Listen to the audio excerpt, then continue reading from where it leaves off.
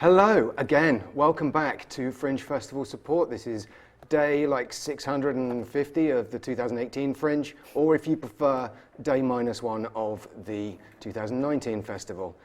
We're back and we're very much excited.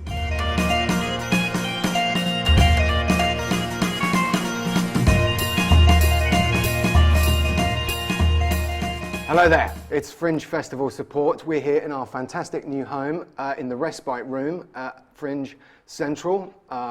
We are still supported by the Mental Health Foundation, and we're here as a community project to try and encourage a spirit of community between performers and workers at the festival, to make people feel like they're not alone and we're all in it together. You can actually, this year, you can come and see us film the show. We're here in the Respite Room every morning from Tuesdays to Saturdays. You're very welcome to come join us. We have free tea, sponsored by Yorkshire Tea, who very kindly have provided us with some tea. So you can come and join us. We have a small audience of assembled notorieties today. They're all sat at the back. If you were here, you could be just looking at them, but you're not. I have two wonderful guests with me to discuss the matters of the day and the matters at hand. Firstly, Loyiso Gola. Yes. How are you doing? I am okay. You been here long? You just arrived? 2 days. It's my third day, and it's cool. I don't get too excited. You started shows? I did a preview last night. It went good. Yeah? Yes. Excellent. Cool. And so I've got like another 3,000 shows to go. Yeah, okay. What time are you on? 7. 7, nice. 10 dome. 7, 10 dome every day. Cool. And we also have with us Martin Willis. How you doing? I'm all right, man. Yeah? So we've been talking for a little while because you've been working on something very much relevant to our interests, and rather than let you just muscle in on our territory, frankly, it seemed better to get the enemy inside. So tell us about what you were doing. Sure. So I run Objectively Funny. We are, as well as producing 10 shows this Fringe, we're running a mental health campaign. So we are working with the Forest Cafe, and we've got free training sessions 3 days a week in all sorts of mental health related things like mental health peer support, meditation, yoga, and setting pre and post show rituals or habits and things like that to ensure people have a good Fringe and look after themselves. So it's full training. Yeah. It's military style. That's great. It's not military style. It's a nice environment, and it's somewhere as well we're trying to. If people don't want to do a training session, you can just come and have a conversation and be open and be okay. Yeah. Well, I mean, what I say, we don't let people do plugs usually, but I've just let both of you plug the exact show. But it's all very relevant. I wasn't trying to plug you, like, so is the show No. the show is... I dragged it out of you, kicking and screaming. So how many Edinburgh? 10 dome. How many Edinburghs have you been up? This is the 6th one now. 6. Yeah. Consecutive or? No ways. No. That's crazy talk. I came probably 8 years along, then I just kind of skipped a year. And I think one of them I came back to back, did 30 minutes back to back. But then, I've just been here all the time. This is my 6th one. And I kind of know what to expect now. It's mad. So, people come in like, woohoo! And so they don't manage their expectations a little bit. Like now, this year, I'm like, I know, I'm going to take it easy. Yeah. Create really cool rituals just to keep it going. Like good habits, eat well, drink a lot of water, exercise, just read a lot. Just do things that help you out as opposed to just weigh you down. If you eat bad, I know if I eat bad, I'll feel sluggish. I won't want to do the show, and that will just affect the whole festival for me. Do you get hyped about coming up? I get hyped about writing the show. I don't get hyped about taking a 7-hour train to fucking Scotland. No, I'm joking. Of course. I get hyped about the show. I get hyped about writing sharing new ideas. And just about you, I mean, just to give context, we haven't really done introductions. You're a comedian. Oh, shit. No, it's all right. It's my fault. I just jumped straight into mental health. I just thought it was just comics hanging out. This is all the stuff. That's what I do. Turns out you people are serious people. doing important things in the world. Well, wait till you see the show. Okay. You're a comedian of some note. You're Some note. you have an accent. It's Irish, Scottish. Irish? No, I'm from South Africa. I'm kidding. I was just leading you into saying he was in South Africa. You see, if you were a comedian, I would have said, "Oh man, that's a bad joke." But now I'm just like, this guy's strange. I am definitely. So how did you get into comedy? How did I get into it? I was 17. It was like a school project, and I just never looked back. School project? Yeah. Sorry, I'm not the one asking questions. No, but you can No, that's fine. No, That's how this, conversations go. this is literally a round table. Just like a school project, you choose what you want to do with your time. Like, so you have like a week. It's called job shadow. You go, I'm going to be a lawyer, so you go to a law firm. And I went with comedians for a week, and that's how I became a comedian. For real? 17 years old. I'm 36 now. I've been doing it 19 years. That's amazing. That's crazy. Careers advisors in the UK would never. No yeah, one sits yeah. down and says, yeah, you should go into comedy. Yeah. I don't think it's not Have recognised you as a thought career about in the same warehouse way. work? That's what you get. Yeah. Yeah, so I've been doing it since I left high school. I've never done any other job since I left high school except stand-up. And ta-da, I'm at the Fringe, ready to slice my wrists. No, And you've been nominated for is that bad? I mean, it's bad if you feel that way. No, but I literally don't feel that way at all. you've been nominated for 2 Emmys. Oh yeah, I used to do a show in South Africa that got nominated for International Emmy Awards. Is it like a sort of It was news? a satirical news show about South African politics. It was good. South African politics must have been interesting at that point. All politics are interesting all the time. It's just that like when people are upset about Brexit, I don't care because it's not my country. Do you know what I mean? It's like if I was expecting a Russian person to care about Romanian politics. You know what I mean? No one, like, people tend to care about what's immediate to them. British politics are not immediate, so I'm quite like, I'm an observer, and I go, that's silly. Is it something you think you'd like to get into, like doing Politics? No. Well, if you like. I was going to say, like, satirical. It's hard to be satirical around politics at the moment because it's all sort of pretty satirical on its own. Yeah, I mean, the thing about being, for me, it gets you down because because I did it for 6 years, and I think on the 4th year I was like, these people don't give a fuck. Like, they don't care. And so it kind of like bums you out a little bit, and you walk around the world like, man, these people don't care. Like, they quite brazen in their ideas of not care. And even if you look at politics all around, you're like, these people don't care. Like, they don't really care about the ordinary citizens. So if your intentions are like, kind of like, if your intentions are like, oh no, we need to like change how people's minds think, and you going against this machine, it can bum you out. So I just decided to stop. That was a big part of stopping. Many other reasons, but that was one of the main ones. Where I was like, this is not going to work for my spiritual being. Nice. Yeah, well, it's important to be true to yourself and... Yeah. I got to find another way to discuss these issues. Yeah, I think that's why a lot of people are coming off Facebook and Twitter and stuff. It's like, I just got depressed. It was just depressing me, and I feel like much happier just... Depression has to be diagnosed. They just were feeling down. I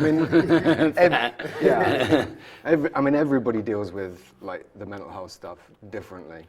Yeah. Unless they come to you and get your training, and then everyone deals with it exactly the same. we have one cure it. method of dealing with it. Yeah, absolutely. I think social media it can certainly feed into it.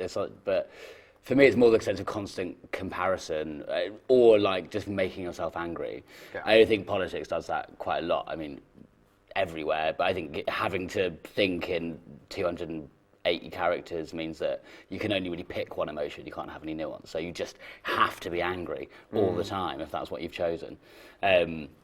Or a lot of social media, I think, especially in comedy, is constantly feeling like you're being compared to the people around you. Yeah, especially up here where you've got like only 3,500 competing shows. Yeah. I mean, last year there was 1,238 comedy shows. I'm not autistic. I wrote an article. It can be it's both. fine to be neuroatypical, but But so this year it's gone up again, so there'll be something in the region of 1,500 shows. A lot of those shows will be split bills, and there'll be a lot of comedians that are up here just to do spots. So that's probably in the region of 2,500 comedians that are here, plus all the theatre twats. So like, there's quite a lot. I used to be one. It's fine. No, it's not fun. When is that? When is that dance off? When's that comedians versus drama people? Oh, On the I Meadows. will. I am there. 12 years of modern, 2 years of tap, 3 years of ballet. Take me on. I did 3 years dirty. 3 years dirty dancing. Is that Christina Aguilera's I class? did 2 minutes of samba. Wasn't interested. I was like, yeah, it's some bullshit. I could do that, but I'd be exhausted. 2 minutes, man. But yeah, I think you're right. I think the sense of comparison here. This is one of the primary things that I would love to see change at the Fringe, which is that every conversation, when you bump into a comedian, and you will, every day, most walks that you have between venues or on your way home or whatever, you'll bump into a comedian, and the first thing that one of you will say to the other one is, "How's the show going?" And you'll talk about the numbers that you've had, or you'll mention a review that you've seen, or you'll talk about someone else's show and bitch about them for a bit. Yeah. But we're never actually asking each other how we are.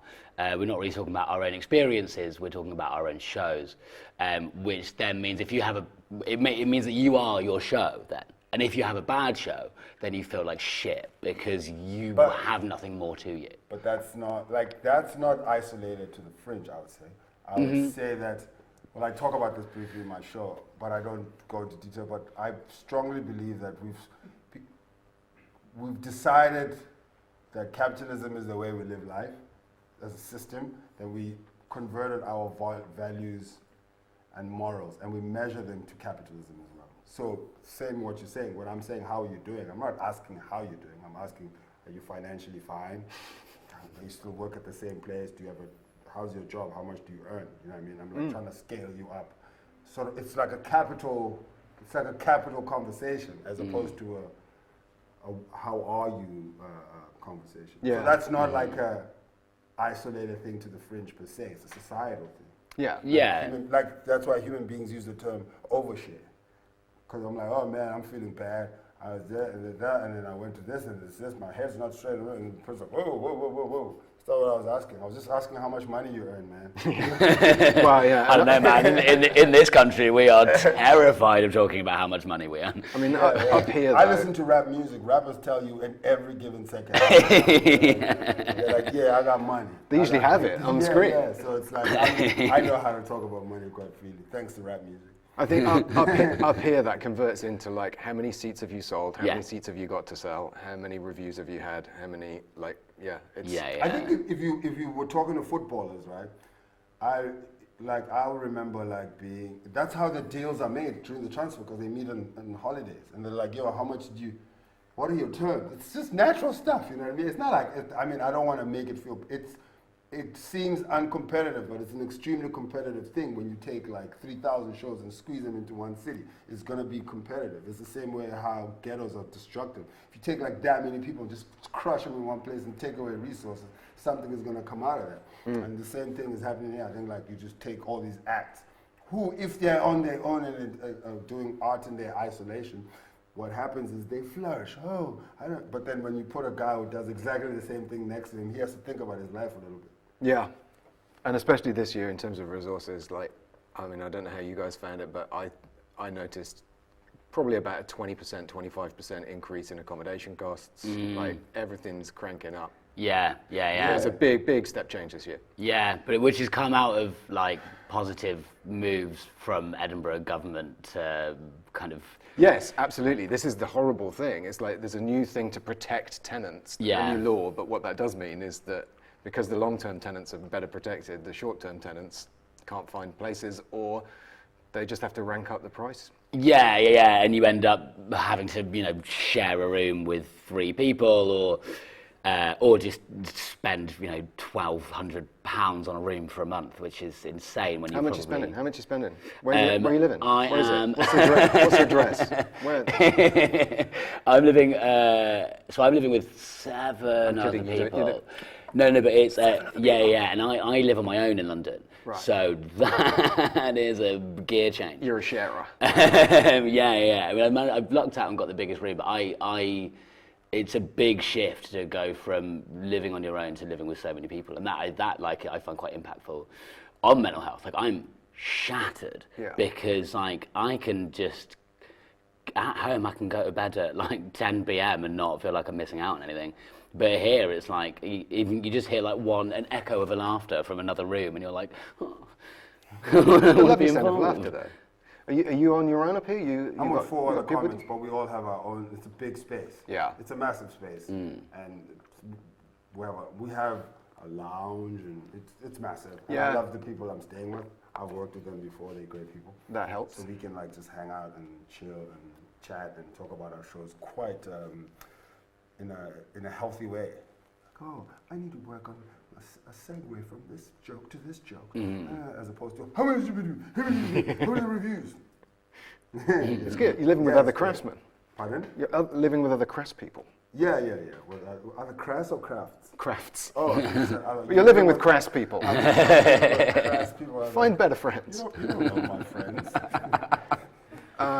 It's a mixed blessing, isn't it? Because like living with 7 other people, suddenly you've got no space, like, and there's people on top of you all the time. But on the other hand, like a few people, it's actually really helpful because it's like a support network, and you're not on your own. And hopefully somebody there is having a worse time than you. Like, but who's got the worst show in your house? I kid. But no, I think you're right in that, like, you have that inbuilt network then.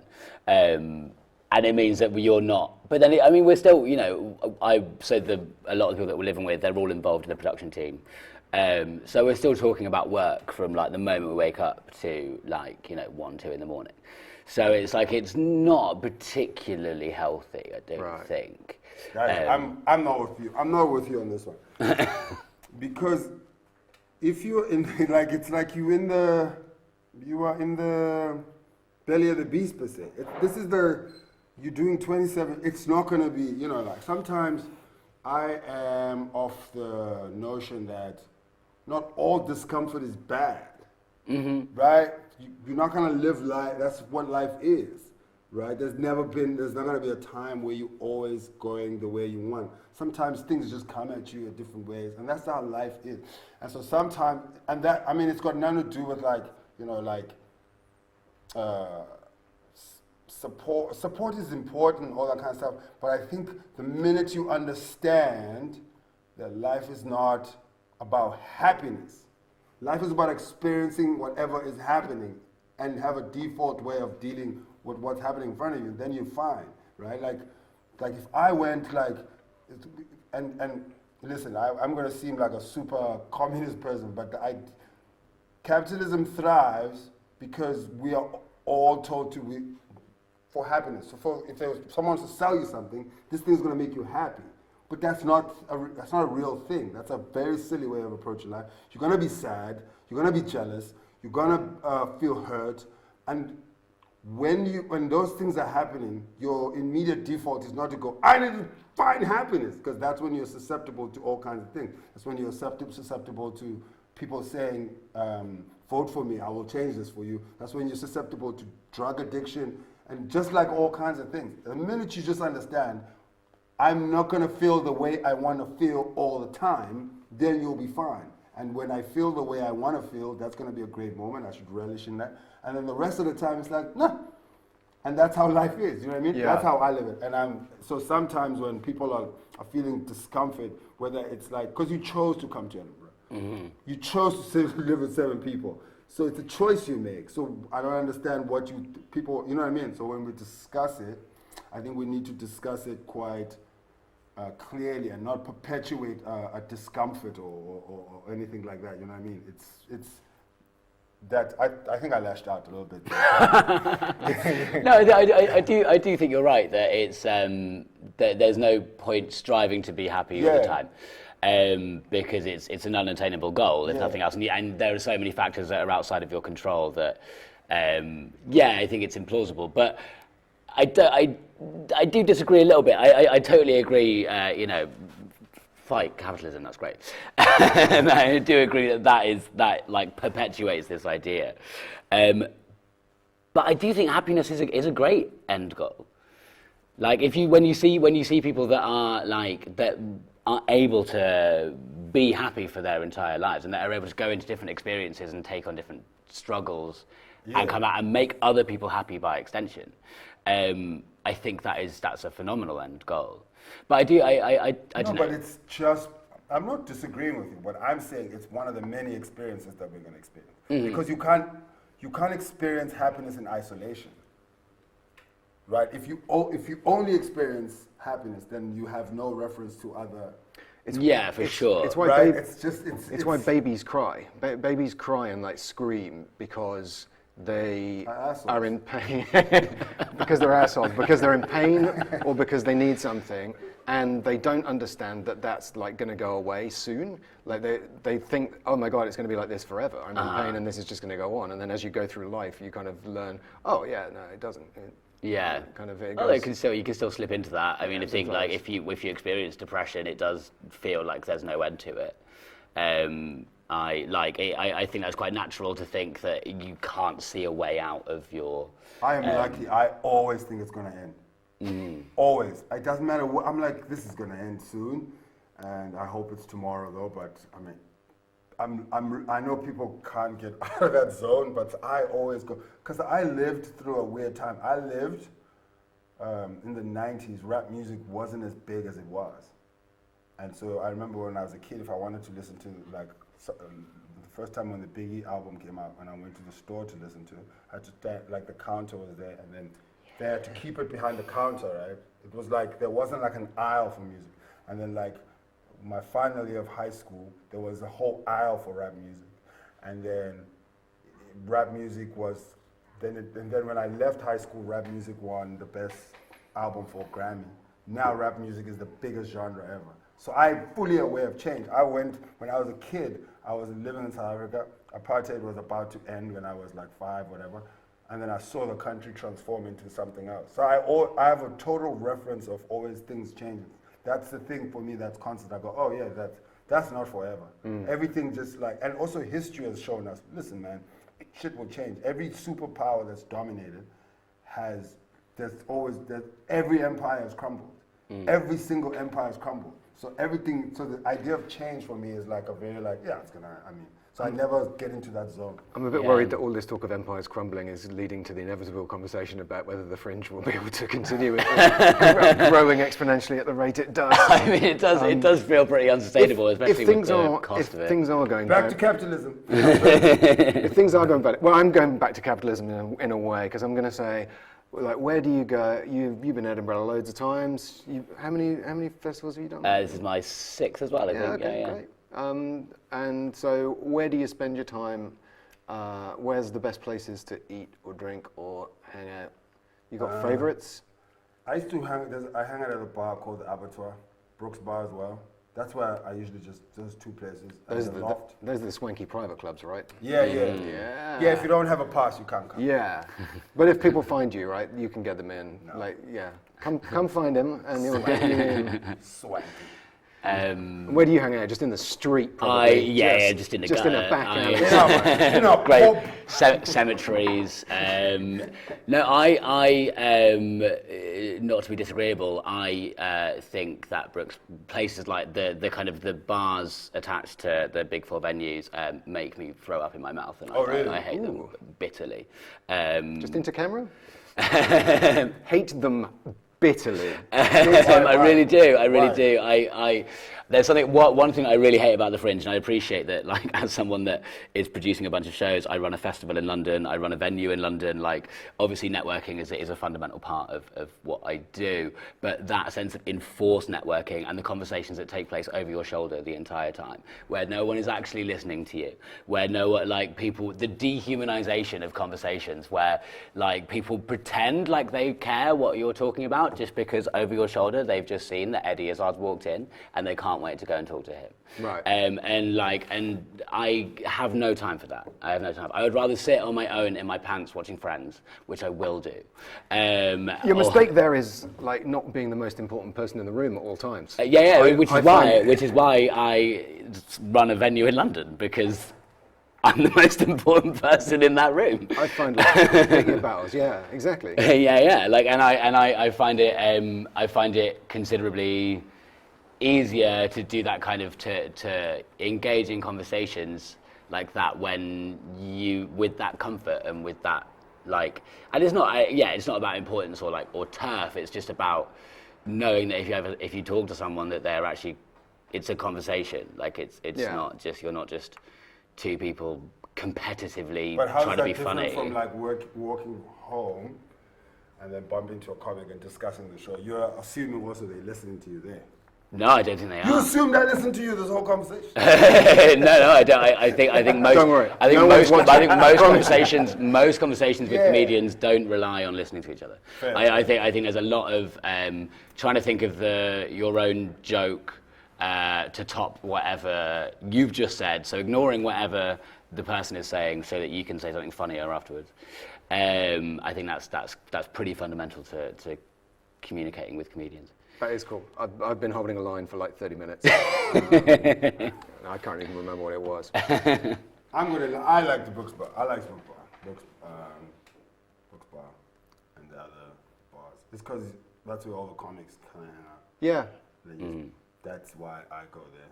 And that's why I don't. haven't seen in like 2 years. Yeah, it's like summer camp, isn't it? It's like, catching up with all the... I always love like the end of the festival where you're like, hey, when we get back to London, let's all hang out. And then it ticks around, and then all of a sudden you're back here again. Hey, how you doing? How was your year? Give me the full update. How many more Twitter followers have you got now than me?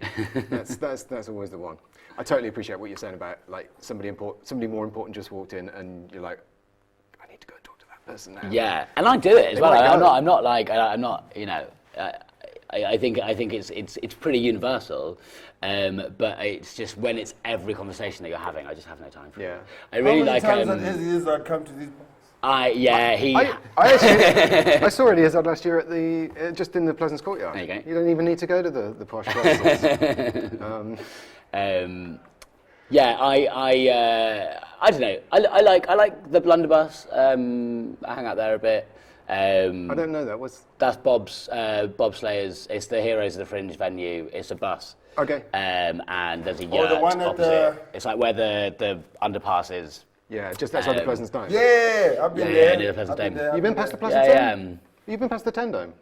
Yeah, I've been there. Just because I have a show there. About 7 o'clock? Yeah. Oh.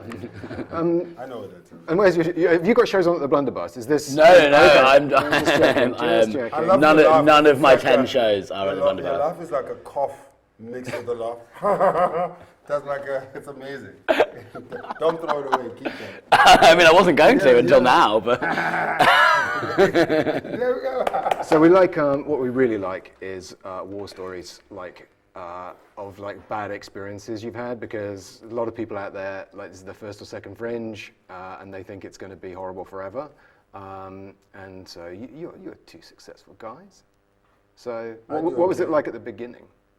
Was there things that made you do? I mean, you seem very happy-go-lucky anyway, so maybe you just shook them off. But you had bad audiences, and yeah, you're always gonna have bad audiences. It's life. Even like Real Madrid, which is one of the best teams in the world, are gonna lose to a random team from Russia one day. It's not like it's not the end of the world. It's just that's how it goes. Just happens sometimes. You just want all together, and they want just a vibe didn't happen, and that's just part of the experience. Yeah, I think that's a real.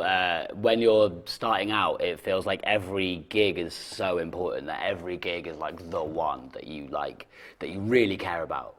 When it's like 2 years ago, you can't even remember that gig existed. That gig that was like so vital to you that it didn't go well, or did go well.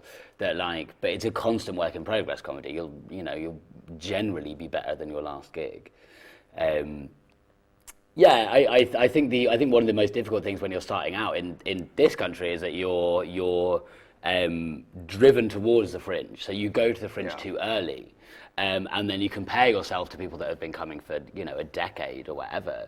And obviously, in comparison, you're shit because you are shit. And also, like, the people who come here are repeat audiences. They come all the time, so they like the people they like, and then people that were following, and it's just your first time, like, you know what I mean? So you, like, I know that now. I go, oh man, like, my first solo show, I would pop champagne if I had 12 people. Yeah. I'd be like, pop, give me, because I was like 3 people, 6 people, 4 people, and then on the weekend, if I'm lucky, I'll get like 20. So if I had a midweek show and I had 12 people, what? Balling. We had a theatre show a few years ago, and on the opening night, I mean, it was the preview, but like the first performance of it, there were 2 people in the audience. One was our PR, who I say, we have a PR. We didn't have a PR. It was a friend of ours that happens to do PR, and the director's sister. And that was depressing. And then like about 2 minutes in, 2 latecomers arrived. We didn't know them. And it was like, yeah, they paid. These 2 paid. I mean, like £5 or whatever it was in a preview, but yeah, we're away. Yeah. And that's punishing. My first show here was a play, and it was god awful, and it was in the Counting House Ballroom, which is like 120, 150, I think, capacity. Big room for a first show. We were at 11:15 p.m. and we were averaging audiences of about 7. Which in a room, which is small enough anyway, but in a room of 150, that is like less than 0. So I think it's really not. It's like 6 or 7. It's like 7 more than 0. Yeah, that's right. Mathematically. Yeah, that's right. Percentage-wise, it's like less than 1%. I mean, that's terrible maths. But That's 1 point, probably 1.8. Solid. Yeah. I think we've got the right calculations in. I mean, it's somewhere between 4 and 6%. But I'm not autistic. But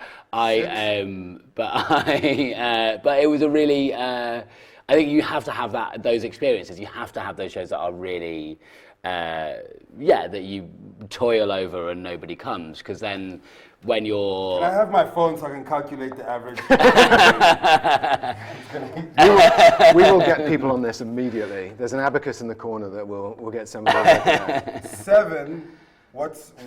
So obviously 7 out of 100 will be 7%. 7 out of 150 will be somewhere around like 4 or 5%. Calculator. 150 would be like 2%. I feel like a proper chat show host would step in at this point and say sort of, we need to sort of focus on. I've got a percentage app. I got a percentage app on my phone. Somebody do this calculation and we can cut. Yeah, my phone's over and we there. can cut 10 minutes from the show. Can you? What? There's no way. We're not cutting this. This is good No. stuff. What we'll do. It's like 2%, 3 at best. What we'll do is we'll use this as the outtake at the end, where. How much? What are we betting on there? We're not making a bet because you're gonna lose your money.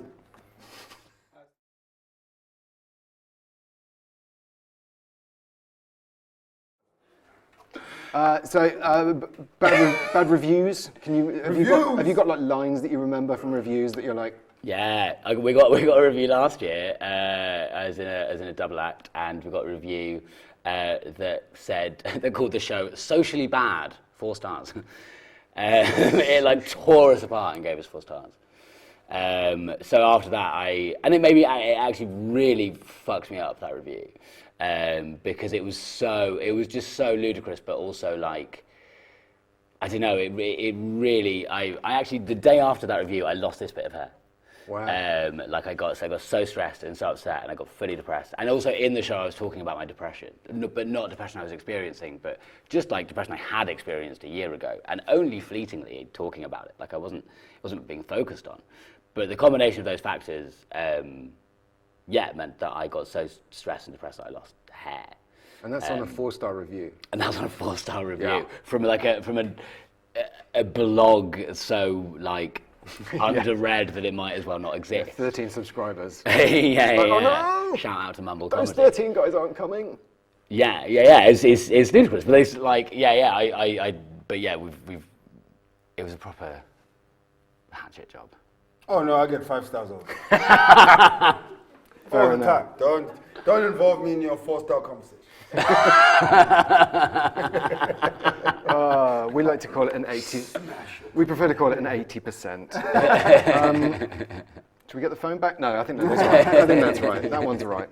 It's a good joke. It's a good joke. So, what are you most looking forward to this year? We've got a month ahead of us. What are you hoping for? What am I hoping for? Yeah. Good show. I just want to do a good show. That's it. Everything else, I'll just experience. And then hopefully it'll add to my character as a human being when I'm 50. I'll be like, oh, I remember in 2019, I did that shit, it was amazing. I think we're all going to be fighting over water in about 3 years, so I'm not sure.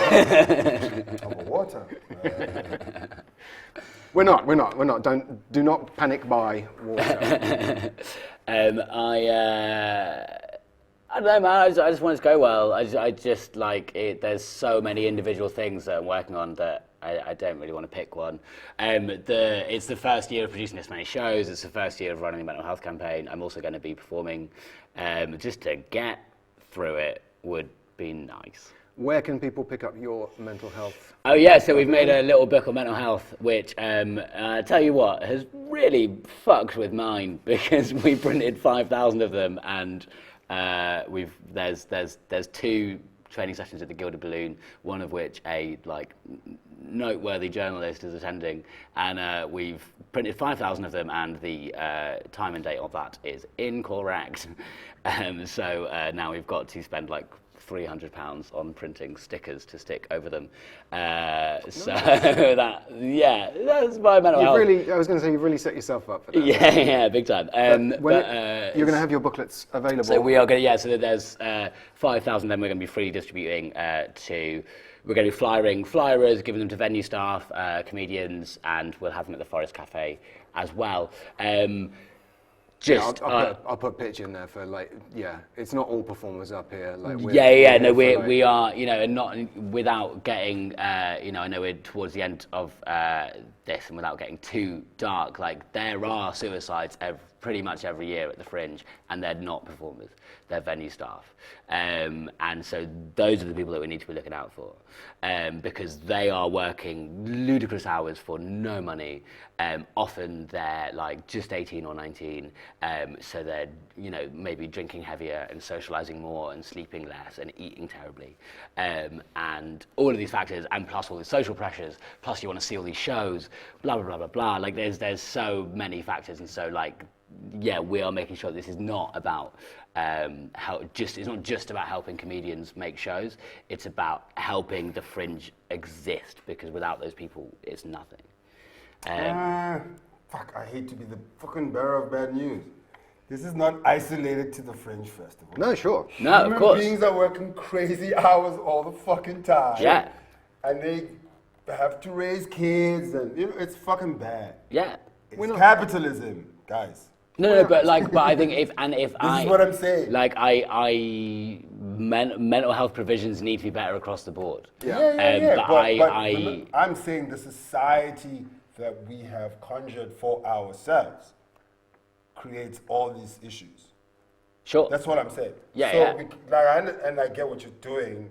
I think I try to, for some reason, look at things sometimes more broadly. Uh-huh. And I know your concentration is Fringe-wise, and you're like, oh shit, I didn't even know people killed themselves here, by the way. You just blew my mind, right? So I'm gonna hug every person. There's a person who's flying for me outside. I'm gonna hug the shit out of them. Yeah. And make sure they feel good about themselves. I think, I don't know. But they're great. We say this every year. Be nice to your venue staff. If you're a performer, just don't buy your flyer at tea, coffee. Yeah, absolutely. I think people generally are paying flyers a kind of working wage now. Yes, I think people have finally learned that if you don't pay your flyer well, they will throw your flyers away. People, there's no need for them to fly well for you unless you pay them well. And this is why a lot of venues are poorly managed, because the staff are terribly paid. I feel like this has been a slightly dark show. Let's liven it up. Come on. What is the thing you love most about Edinburgh? The weather. Love the weather. I actually, to be honest, I actually do, because when we came up from London, it was like 40 degrees down there. And it's like, I can't wait to get to Scotland. It's so crazy. Like English people always complain about the weather. Like, oh man, when's the sun coming? Then the sun came. Nah, not all at this once. much. Because you guys are used to like, you can go to a place and you can order like food, but then you're like, can I have no cheese? And then, can you remove the bun? Can the bun be lactose-free? And then they take out the raisins in there. And then you're like, yo man, the shit comes the way it comes. So the sun is 40 degrees on that particular day. Just take it as it is. No? Yeah, man, I'm with you.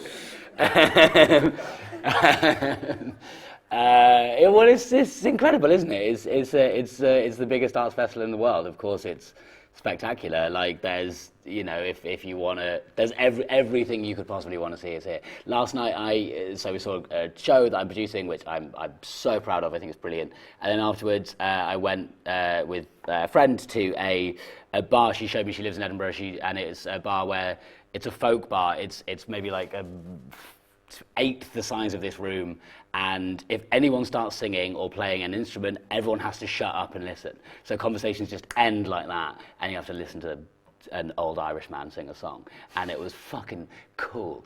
And you get really nasty looks if you speak. yeah. Oh my God, they like for like. Don't you wish Don't you wish you could do that in the middle of a Boris speech? Just be like, shut up, Boris. I'm singing here. It's good to have protocol. We can suggest that. Right, well, I think we should wrap this up then. We need to get out and start flying and getting on with I'm going things. back to sleep. Little housekeeping. So remember to collect your Fringe Participants Pass from Fringe Central upstairs in there. That gives you access to all sorts of things. Fringe Central has printing and stapling and all the sort of mechanical things that you need. Go up there and find out what's going on up there. And we'll be back tomorrow with some more chatter. There you go.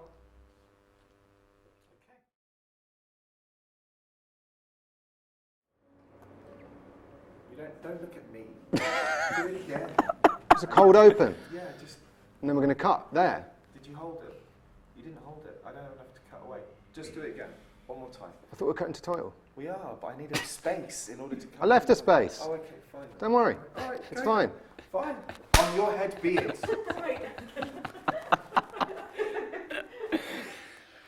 Hello there. Welcome. Start again. Sorry. Martin! If you're going to die, do it outside. And you. I don't want to take your money. That's Yeah. not nice.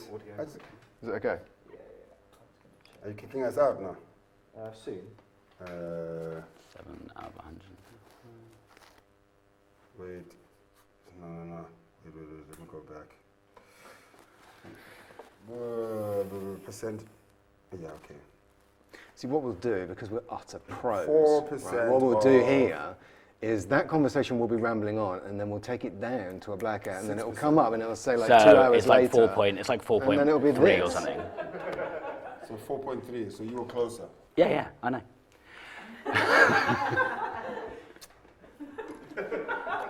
At least we have to roll. Yeah, okay. Well, so long as we captured that moment. If we've got that and the cookery lessons, I think this is. I think this could go viral. I think this could be the one.